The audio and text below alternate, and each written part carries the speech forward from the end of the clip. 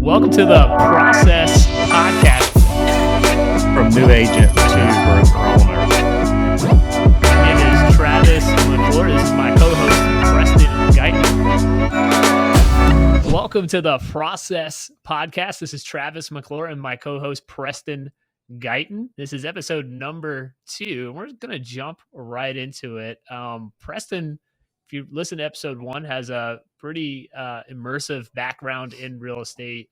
Gets a lot of questions from agents, right? Both here at Palms and even from sometimes other companies. And just from the general public, what are some of the questions you're hearing right now, Preston? A lot of people asking about the market, asking about interest rates, things like that. What are the questions you're getting?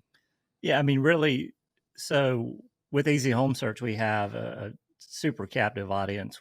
Last month, I think we had close to 200,000 visitors, which you can imagine, those are a lot of emails, a lot of text messages I receive. And, with me, I just started doing prospecting again because I wanted to knock off some rust and start prospecting and listening to what people are saying and the questions they're asking. And a lot of it's, especially with buyers, they're like, when are the prices going to come down? When are the prices going to come down? I'm priced out of the market. So that's a big question you're hearing. And, everything on the news now you see, like before this podcast, I was looking at my email and there was like 3 headlines like, oh, the housing bubble, what are you doing in the changing market? What are you doing in the shifting market? And we're seeing the shifts. We're seeing a lot more price reductions. Not only here, luckily we coach with John Cheplack, and so we're in an elite group there. And last night we did with John with the coaches, coaching the coaches with Bill Pipes, and there's a lot of that discussion as kind of what shifts they're seeing in the market and things that are going to change over the next 2 or 3 years. So really, it's a lot of what are the prices going to do? Are they going to go lower or higher? Interest rates? I mean, the same things you see in all the headlines. Basically, I view those as objections, right? Like I'm waiting to take action. I'm not going to take action right now because X.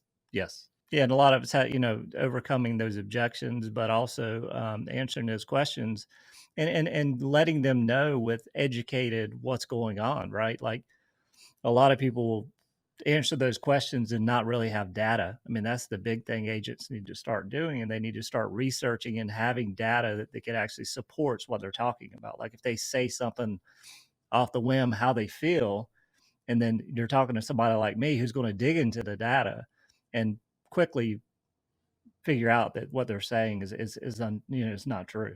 What's an example of that? I know there's, and I'm going to say one I hear a lot from lenders and agents.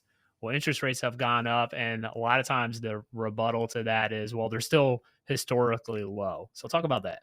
Yeah, I mean, to me, that historically low, oh, look at the 70s, 80s, 90s, that's a lazy way to describe it, to be honest with you. And not saying anything bad about any of the agents that are using that. But from somebody like myself, I'm going to look at the numbers and say, okay, well, the 70s, the average income was $10,000. The average house was actually $17,000. So I could work a year and a half. If I didn't pay taxes or any other expense, I could pay that house off. The 1980s, I think the average house was about $45,000. The income was $22,000. So, same thing, 2X, you could buy a house. You fast forward to today, the average income last year was $80,000, and then the average house price last year was about $300,000. It's actually more now, and I would have to say the income's probably about the same or maybe a little bit lower. So to me, yes, okay, it was 10% in the 70s, 8.5% in the 70s, I think 10 to 16% in the 80s, but you were buying substantially lower. The affordability was a lot different because the income was closer to what the actual cost of the house was. Yeah, you're borrowing a lot less money. And so if I'm an agent with that kind of information, I'm a buyer's agent, right? I have people reluctant to buy. What do I do with that information as an agent? Why is that important? Well, I think it's important to when you're talking to the clients, not just studying the data more, going back and, checking the weekly data of new homes on the market, price reductions. We're starting to see a lot more price reductions. So a lot of sellers that were just throwing a number out there thinking they were going to get that number are now starting to reduce those prices. So when you like I had a conversation with a guy the other day I called when I was prospecting. He was talking about, I'm priced out, and I went on and we had a good conversation about the amount of price reductions you're seeing. And overall, he at the end of the conversation, he was like, let's set up safe search and let's have a talk in a couple weeks. So I actually have scheduled an appointment with them to speak to them later this week. But I mean, just having more educated conversations, or not necessarily trick them, but not give them accurate data that they'll see that through most of the time. People know when you're being salesy, Yes, essentially is what for you're sure. saying. And I think, I think about that in a couple different ways, Preston. Number one, I think right now it's almost more important than ever to really dig in with each buyer, each client that you have, and say, what is this family trying to achieve? Right? What is this investor in our markets? A lot of investment buyers, a lot of second home buyers. What are they trying to achieve? And what makes sense for them? Are they just maybe now shopping in a different price point? Right. And we have to have that conversation with them and talk those types of expectations with them. Or maybe we do the work. And when you say do the work, I think it's, it's not just, if you went back 5, 6 years ago, you'd go on the MLS, you'd find 7 houses, take them out, show them 7 houses. They picked one and you wrote an offer. Last couple of years got a little more tricky, right? You the house hit the market. You had to quickly get them to it, show it to them, do a video, write an offer that same day, and hopefully got accepted, right? Now you're kind of looking for the deals. And you said as the market shifts a little bit, and I don't get scared when you hear that word. The market's always shifting. It's not a bad thing. We were a very heavy seller dominant market. Now we're just more of a balanced market, and people are freaking out because we're not used to it, right? Yeah, and we're still even a seller's market, right? So things that are being priced competitively and where they need to be, you're getting multiple offers, Yes. depending on the type of property. So, as far as, I mean, we're definitely still a seller's market, but people are becoming more educated, and they are keep hearing. I mean, they're listening to the news. Most people listen to the news, whether it's through social media or wherever they get their news from. They're seeing it all over the place, so when you continue to see it all over the place, and you start to believe it, and a lot of times it might not be true. So, being educated in the data, doing the work that you might have paid somebody else to do, you might have to dig in and start doing some of that prospecting work or that assistant work, because it will slow down, but slowing down is not a bad thing. Yeah. It's going to reduce the amount of agents. It'll reduce the amount of sales, but you could counterbalance that by if reduce the amount of agents, reduce the amount of sales. If you're still putting in the work, you're going to stay busy even in a declining market. And one of the things to think about too, like a lot of the companies, a lot of the agents, the last 5 years, their number one source to create leads or to create sales, where now a lot of companies need to be more focused on prospecting or individuals, and then marketing enhanced. To me, that's just being more proactive than reactive. We've come out of marketing. I'll even go back. I'll say the last 10 years, you could be reactive and be successful. Now you have to be very proactive. An example like that to me is you get a buyer who says, like the one you're talking about, says, hey, I feel like I've been priced out. All the things I've wanted to buy for, between the interest rates and the prices, like they're just out of my price range. But now you're seeing a lot of price reductions. And I know when I was very young in real estate, I was taught always look at what's newly listed every single day, right? And then think about, hey, what's the buyer? Who's the buyer I talk to that house might work for, right? But now I think you can look at those price reductions every day and who's that buyer that might work for, because that house that maybe was way up here in price, now if you gave that person a call back and show them that you're doing the work, hey, you told me last week this is the type of house that you are looking for. This actually just got price reduced. Yeah. Right? That's the type of work I think realtors got out of the practice of doing, that now you have to go back and do what you're doing a little bit differently to be a valuable buyer's agent to a client. Yeah, and I think and then on the listing side, I mean, it's those are some things you got to think about too. Different ways to go out there and get listings.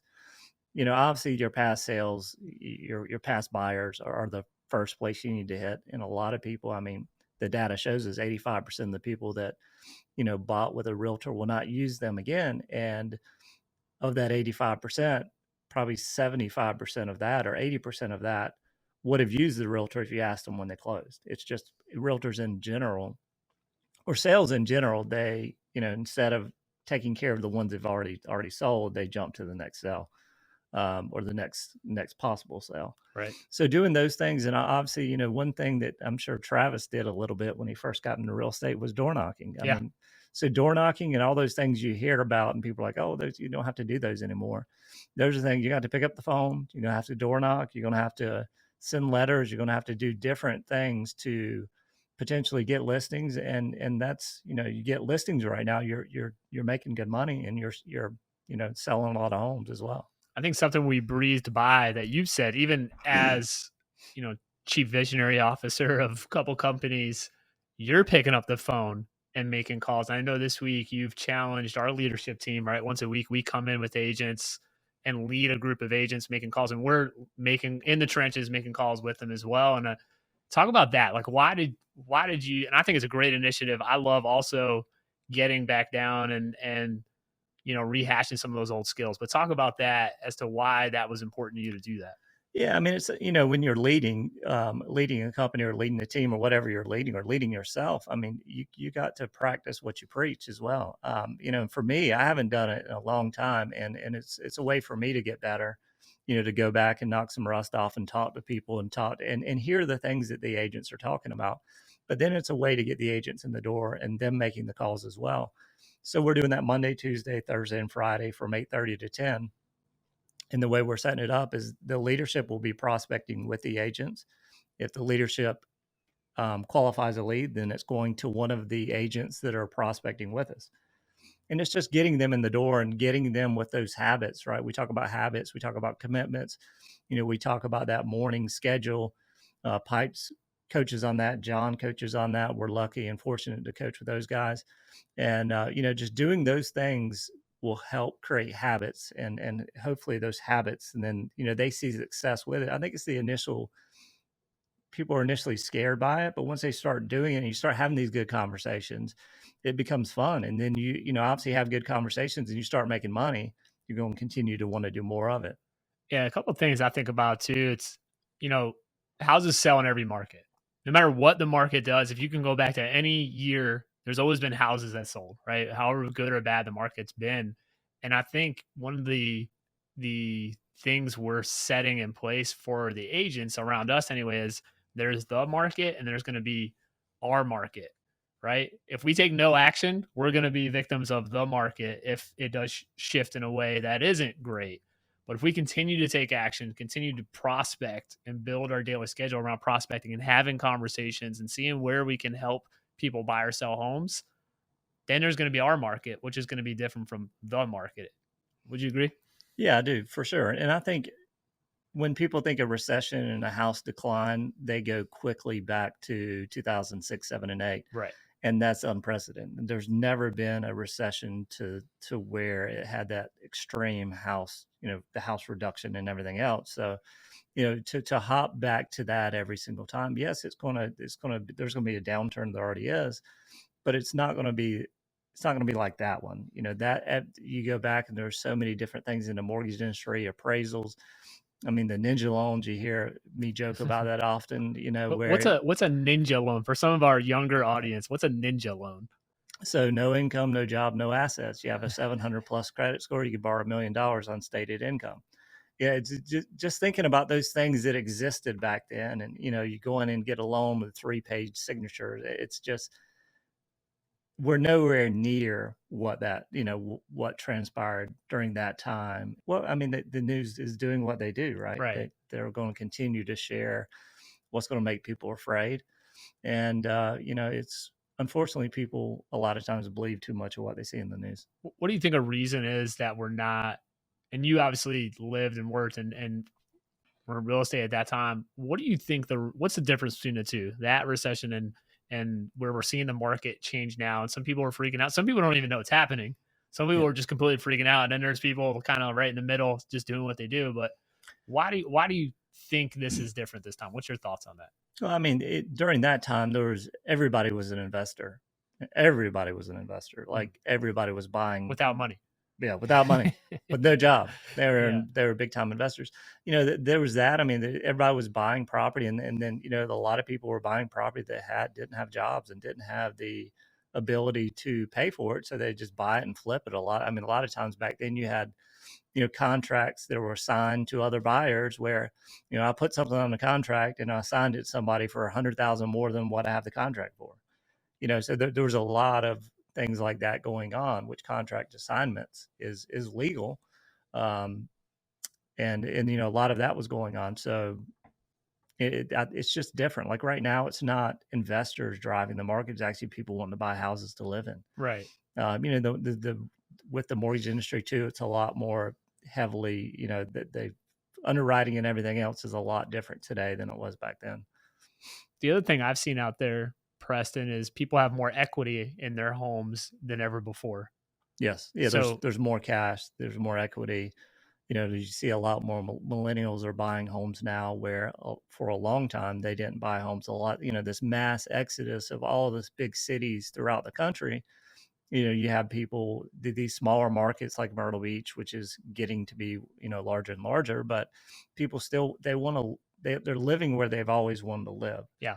Because they have jobs that allow them to live where they always want to live. So that's why, I think our coastal market is a little bit unique. We typically would be the last ones to feel the big, the bigger shifts. But it's not, to say it's like 2007 and I can't predict the future. Maybe I'm totally wrong, but all the evidence backed on historical data is showing us that it's not going to be like, 2006, 7, and 8. And now they're already talking about the Fed is more dovish on what they're going to do with rates and everything else and inflation. That there's been, better reports on inflation than there has been. So, I don't think it's not going to be anything like, my personal opinion. It's not going to be anything like what we saw in 2006, 7, and 8. We talked a lot about a buyer's agent perspective. You touched a little bit on if you're a listing agent. I've heard realtors say, just look what the last house sold for and you bump the price up 10% and that's what you list this house for. That's not the case anymore. I think as a listing agent, it's very important. We're in more of a balanced market. And I think, I was talking to an agent last week about this. You have to control expectations more than you did. I think we have to go back to questions like, okay, if we price it here, how does this affect you and your family if it doesn't sell in 90 days? Because if that's the case, maybe we need to listen to the market a little bit more. Talk about that a little bit. I think this really just becomes a market. You always have to manage expectations, but I think you just have to be very careful about people trying to do something that's not, it's basically just ignoring data or ignoring what's happening in the market. What are your thoughts on that? Yeah, I mean, it's going back to educating, and you just got to make sure you're educating, because I think you're right. What was happening, it wasn't only the realtors. A lot of the pricing for listings were the agents, realtors were just listening to what the seller said. Hey, let's list it here. And a majority of agents, I wouldn't say majority of them, but a lot of them were saying, okay, we'll list it there. And 6 months ago, 8 months ago, they were getting offers. Yeah. But that's not happening. Like you see it now with price reductions. You're seeing so many more price reductions than we saw 6 months ago. All across the country. Like if you look at data across the country, there's a lot more price reduction. There's a lot more listings coming on the market, and those are the things you got to pay attention to, and those are the things that you got to go. Anytime somebody has a rebuttal to something you're saying, you have to use data to prove what you're trying to educate them on. You have to be able to justify. Yeah, you have to justify. Yeah. For sure. And I think the data, what it does is kind of, especially when you're listing a home and you're pricing a home. I was always of belief, I never wanted the price to be my opinion. Yes. I always wanted to show the seller, hey, this is what's sold in your neighborhood. Think of your neighborhood as its own real estate market. Based on this data, where do you think we should price your home? I think we got away from that. If that's your method in pricing homes, then you're going to struggle with your client's expectations, because you got to think, once that home hits the market, a lot of times sellers, they already have that money kind of spent or think where it's going already, right? They think it's going to sell for that. And if you haven't had that conversation up front, you're going to have a very unsatisfied client when it doesn't happen, right? Yeah, and you think about it too, like CMAs. I mean, how many real CMAs do you think were done over the last 24 months? Not a lot. No, Right. No. So those are the things. I mean, that agents need to go back and train themselves or talk to the broker, or like the easy CMA that Bill Pipes did on one of the calls here recently with sales velocity, doing those things to encourage people to, because what happens a lot of times, a lot of people don't realize how much equity they have. Right. I think they probably more so do now. But 6 months ago, they didn't realize it. So a lot of times you would educate your past clients that bought from you 3 years ago. They're like, wow, it's worth that much. I don't necessarily have to have that second home right now. Yeah. Would you agree? Yeah, 100%. I think you're going to see buyers doing more research as well, whether it's through social media or wherever they're looking, as a buyer's agent, as a realtor, you need to keep those things in mind as far as like what you're sharing and the things you're putting out there. I think you're going to have more and more people doing a lot more research and, going with a lot. You just need for newer realtors, you're going to have to overcome that whole experience as well. So I think it's something to, continue to educate yourself, continue to get better, continue to put yourselves in rooms where they're training and, training agents and doing the things to learn, whether it's, in this market or other markets throughout the country. Just continue to do those things that a lot of people weren't doing over the last 3 to 4 years. Also, lean on your agent community. Things like accountability groups. That's what we have here. We have agents that come in and meet every single week. We have a weekly sales meeting as a company, where you're hearing things of like what's working for other agents, what challenges are other agents having, what successes are other agents having. If you're just kind of solo out there on an island experiencing what's happening, you're not hearing other agents' perspectives, it's going to feel a little bit doom and gloom, right? If that's the only thing you're hearing and seeing. I think it's important to be in that agent community, get it. I feel like agents have gotten away from being in the office post COVID, right? And as busy as it was, now I think it's important to get back in the office for that reason. What do you think about that? Yeah, I think so. I mean, I think it's good to be around people that are in places that you want to be, that are having success that you want to see. And it's all of us when we're by ourselves. I feel like we, when we're around a group doing good things, great things, that are doing things we want to be able to do. I think it's more important than ever to be in the office, to be around those people. Yeah, and things like coaching. I mean, coaching is made a massive impact in my life over the last 5 years. Even in a declining market, it's going to be something that's going to be super important to me to continue doing. And not only for myself, but a leadership team that's around me, because I want them to be in the same mindset that I'm in, hearing the same things. Because if I'm getting all the coaching and I come back and communicate it to them, I can't deliver it like John can. I can't deliver it like Bill Pipes can. So we're going to continue doing those things and continue traveling and going to events and seeing and what that, not only the coaching side of it, but it puts you around other people in other markets. And we've been able to pick up some great things the last couple of months we've done that we picked up in that they're doing in other markets, having a lot of success. And we did the same thing in our market and we had a lot of its success. So, continuing to do those things is super important, in the changing market for sure. The one thing I think has been pretty important for us as a leadership team going, our weekly coaching calls together. Obviously, we meet every week as a leadership team together. We go to events together. I noticed that today in our sales meeting, Josh started talking about something that Tripp does, but he was talking about it in the same way Tripp would. Almost like we're talking the same, I'm going to use the word language, about what we do and how we add value to agents' businesses. We're talking about this because we do the same thing. We hear the same message, and we meet every week and talk about it. I could easily talk about what Josh, Tripp, or Nick, or Preston does because of that. And I think that's the value in doing those trainings together. You can't go as a solo leader and bring back it's hard for you to duplicate what you heard, right? Yeah. And I think that's a lot of people overlook that. Yeah, and the coaching too. A lot of times you hear about the expense, but one of the things that so we all coach with John Cheplack, and Josh and Nick coach with Bill Pipes, and we share everything we learn in those calls, and so that we're able to sit into a Sunday call with all the other brokers in the country. Not all of them are on, but there's some of them join. There's a good probably 40 or 50 people in there roughly. So one of the things that was shared in that group, we implemented at Palms. And from February until now, I think just from that one thing we learned in the group, we've closed about 5 or 6 million from that one thing we learned. So when you hear the expense of coaching and everything else, just that one.